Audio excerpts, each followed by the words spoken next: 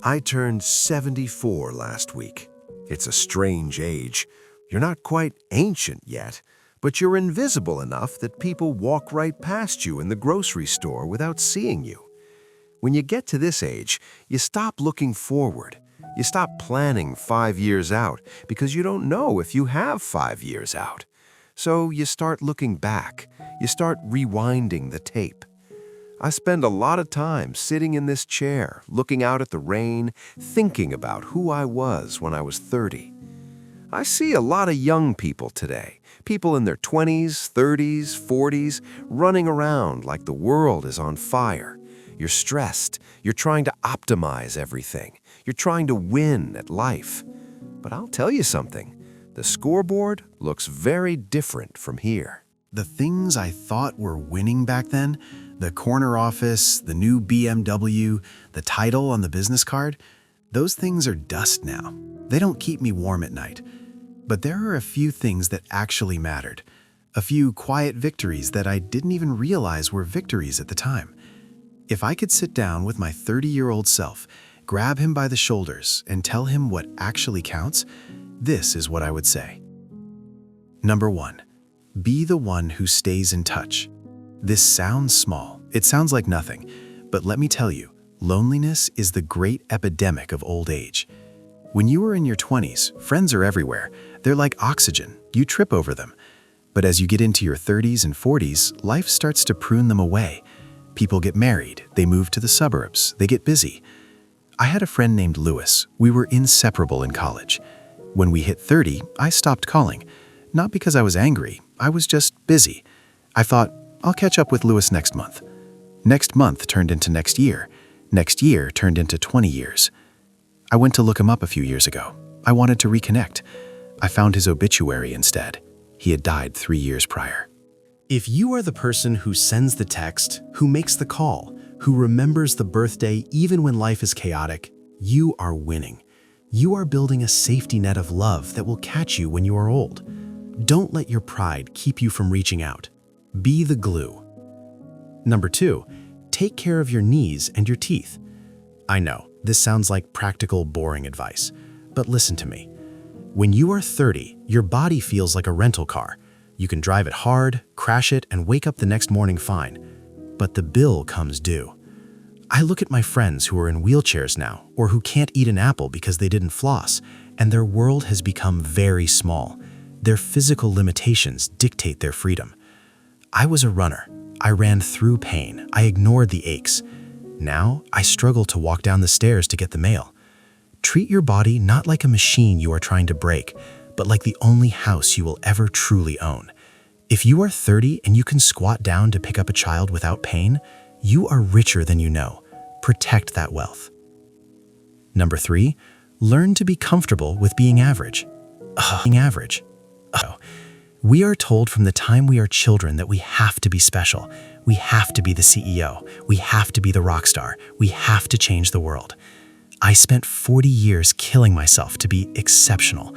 I worked 60-hour weeks because I was terrified of being just some guy. But here's the truth at 74. Most of life is just Tuesday.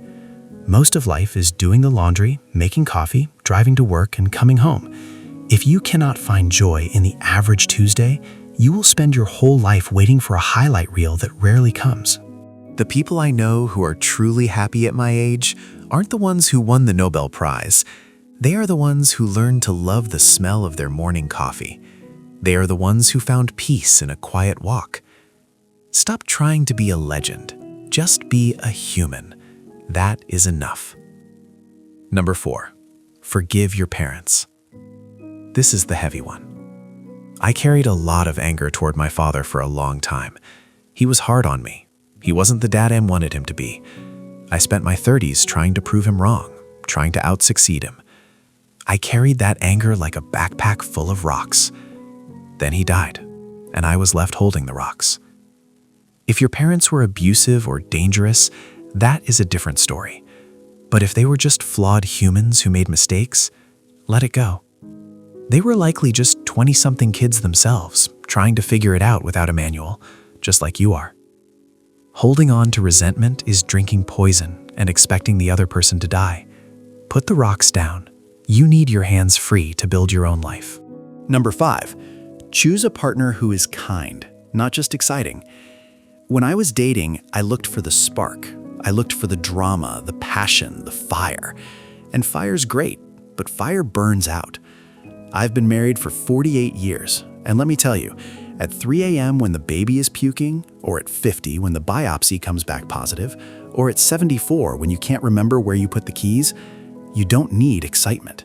You need kindness. You need someone who will bring you a glass of water without being asked. You need someone who fights fair. You need someone whose default setting is gentleness. If you have a partner who is your teammate, who respects you even when they are mad at you, you have won the lottery. Do not throw that away for a fleeting moment of spark. Number 6, save money so you can say no. This isn't about being rich. I never made millions. But in my 40s, I started saving aggressively, not to buy a boat, but to buy my freedom. There is a specific kind of misery that comes from having to say yes to a boss who disrespects you because you can't afford to lose your paycheck for even 2 weeks. Money is not happiness, but money is dignity. Having 6 months of expenses in the bank means you can walk away from a toxic job. It means you can take time off when your mother gets sick. It means you are not a slave to your circumstances. If you are living below your means, you are winning. You are buying your own sovereignty. I look at this list and I realize none of these things are glamorous. None of these things will get you 1 million followers on the internet. But the view from 74 is very clear. The winners aren't the ones with the most toys. The winners are the ones who have a friend to call, the ones who can enjoy a quiet morning, the ones who aren't carrying a backpack of anger, the ones who can walk without pain, the ones who come home to kindness, and the ones who are free. If you are 30 or 40 and you are feeling behind, stop. Look at your life.